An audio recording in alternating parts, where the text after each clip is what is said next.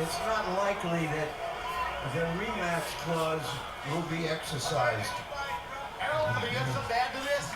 Yeah, Jim, absolutely. You know, they always got something to add. It's gone beyond 4 rounds. If a fight goes beyond 4 rounds, under the rules of the ABC, you go to the scorecards on an accidental headbutt. But you have to score a partial round. In other words, round 10, even though it only went a couple of seconds, has to be scored. So you're going to get a score for 10 rounds, not 9. I've got it 7 rounds to 3, 97, 93. Timothy Bradley. Meaning you're scoring the 10th for Bradley. Scoring the 10th round for Bradley, exactly. So, you know, you got to throw that in there, unfortunately. It's only a couple of seconds to the 10th round, but you got to score the 10th round as well. They go to the scorecards to determine the winner. But what's confusing to me is the butt was on the other eye of Alexander, his left eye, not the one that was cut.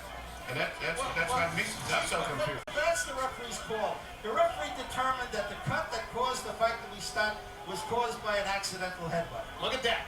The butt was on the left side of Alexander's head. That's what I'm saying. No contact was made with his right eye. That's what I'm confused about. Yeah, but maybe Frank Garza ruled early on in the fight that a cut was caused on his right eye by an accidental headbutt. Well, he did.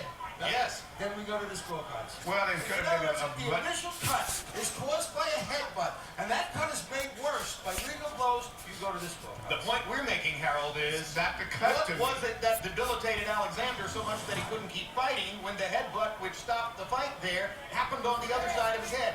He seemed to be complaining about the right eye. Am I correct? That's what I'm confused with. All right, whatever has happened in the technical decision area, Michael Buffer's ready to tell us. So let's go to ring announcer Michael Buffer for the result. Ladies and gentlemen, the bout has been called to a halt. Referee Frank Garza, acting on the advice of a physician at ringside, calls a halt to the bout because Alexander is unable to continue due to a wound suffered by accidental headbutt. Under the rules, we go to the scorecards, including the 10th round, which was not completed. The scores